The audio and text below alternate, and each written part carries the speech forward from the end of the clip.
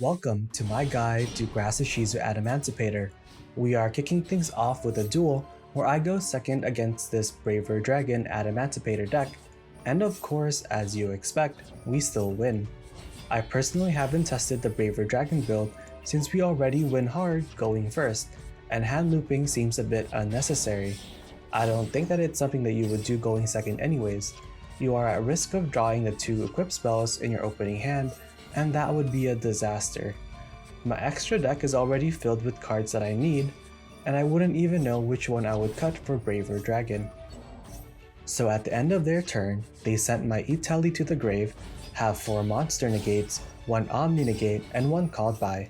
If I were them, and I lost to 5 cards, and 4 of them I already knew after I spent all of that time comboing off, I would think about uninstalling the game. One thing that I will be focusing on in this video is the different things that we can do going first. So when you end up going second, you can determine which lines you want to do first as we try to bait out our opponent's negates. Finally, it's our turn and I start with special summoning Keldo by sending Agito to the grave. This adds Kelbeck and Agito will try to mill 5. They chain called by and I try to shuffle it back with Keldo. Apo then negates it, but with 1 Kelbeck we manage to remove 2 of their negates. Baronne negates Rupture. I normal Seeker and use its effect, but Braver negates it. For whatever reason, they let Cartorhyn resolve being way too greedy with their 2 negate Appaloosa, so I normal Kelbeck and Synchro into Raptite. Hit over Apo and they no longer have any interactions left. Excavate with Raptite and we hit the best card, which is Analyzer. Analyzer excavates and we hit Revival Golem exactly as I planned. With this we could have gone into Gallant Granite and searched for my Block Dragon, but they ran away. This time, I wanted to talk about taking the Maxx challenge in ranked games. I personally have spent my recent Master Duel playing time practicing combo decks that will take all of your time on your turn. Not everyone has the experience with playing with a 20 card hand, and depending on what deck they're on, they won't even win on their turn. I personally wouldn't do this unless my opponent is playing 40 cards and I can deck them out with the long timer. But honestly, some people in ranked are just inexperienced in these types of situations. One thing that you must keep in mind is that when attempting to take the Maxx challenge, you need to protect your Block Dragon Search 3 effect at all costs. You can tell from how I delay the use of my Block Dragon that I am trying to get a negate up since they probably already have Ash in their hand.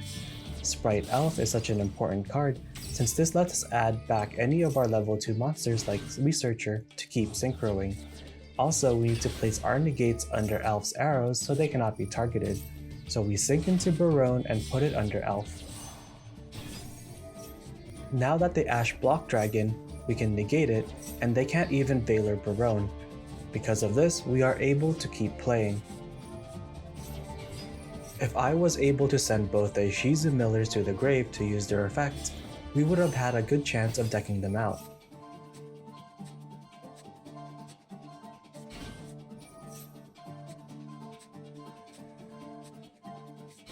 At this point, with 2 level 4s, I could have made Abyss Dweller, but I figured with 20 cards in their hand, their grave wouldn't matter. So I synchroed into Chaos Ruler trying to send our 1 copy of Snow into the grave.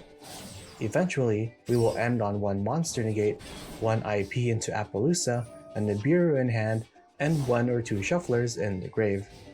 In standby, I shuffle back Baronne since we already used its negate.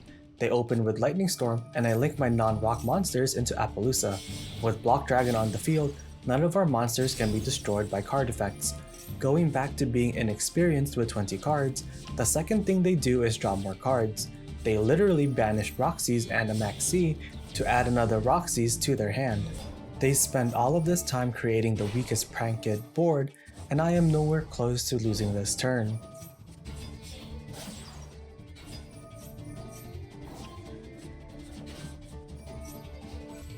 They finally move to battle and destroy my monster negates, but I don't really care about any of that since what I want to do is send Block Dragon to the grave with Nibiru to add 3 rock monsters to my hand.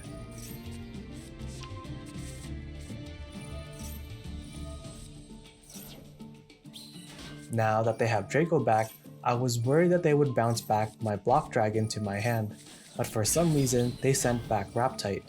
They were ending their turn here, so we finally Nibiru, sending our Block Dragon to the grave. Block Dragon gets negated by Ash, but as I suspected all along, they ran out of time.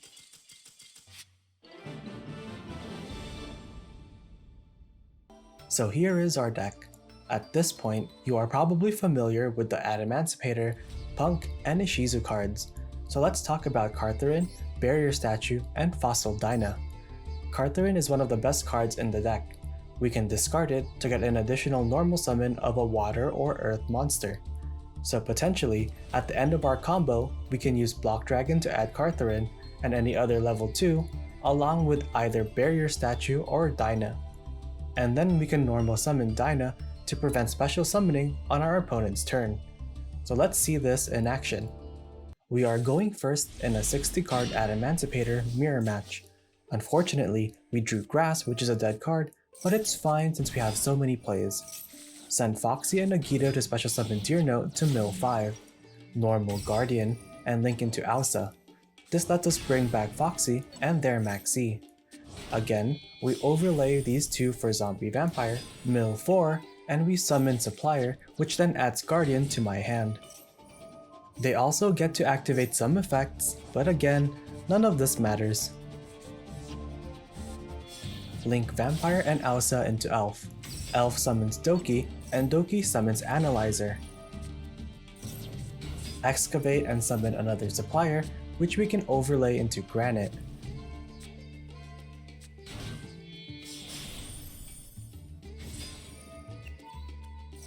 Add and summon Block Dragon and link into IP. Like I mentioned, we will add Cartorhyn, Dyna, and Researcher.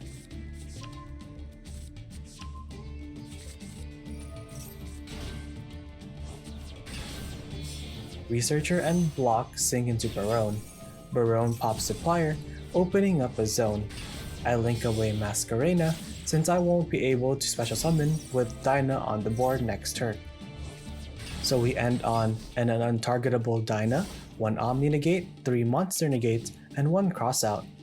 They just normal Guardian and attack over Dyna.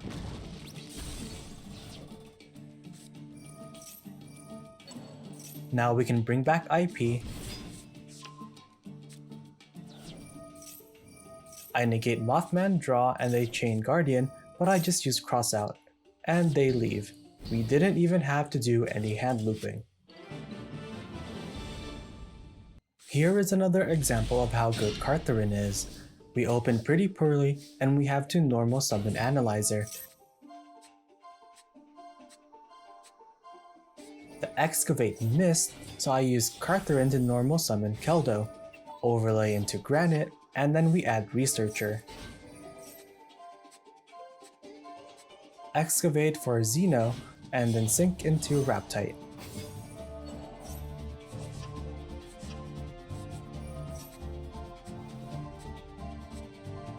Raptite excavates for Cartorhyn, and then the other one summons itself. Link into Elf, summon back Researcher, sync into Chaos Ruler, and then add Nib to our hand, and we finally end by linking into IP. Believe it or not, with that bad opening hand, we just win this turn. They start with special summoning Circular, I chain Maxx, they chain Called By, and I bring my Maxx back with Elf. I draw into Kelbeck and then bounce back their Circular. They attempt to summon Sigma, but I shuffle it back. They normal Doyon, and I shuffle it away too with Unicorn, and it's over. The last card I wanted to showcase was Abyss Dweller. It is a rank 4 water monster that prevents our opponents from using grave effects. Let's see how this can win us games.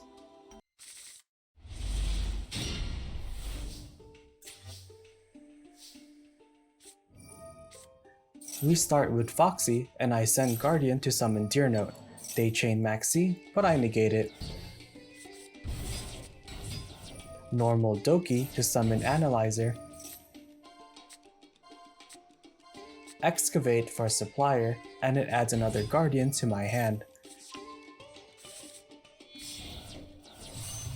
Synchro into Chaos Ruler, and we hit both millers.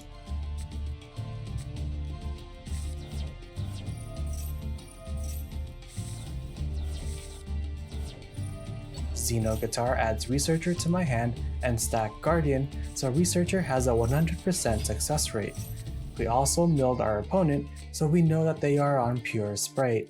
As this deck plays with Swap Frog and Rodent Toaded, it would be a shame if they couldn't use Grave effects next turn. Link Deer Note and Doki into Elf, which brings back our Foxy, and of course we overlay into Zombie Vampire. I could have overlaid into Granite to search out Block Dragon, but I felt like there wasn't any point as Abyss Dweller just solos here.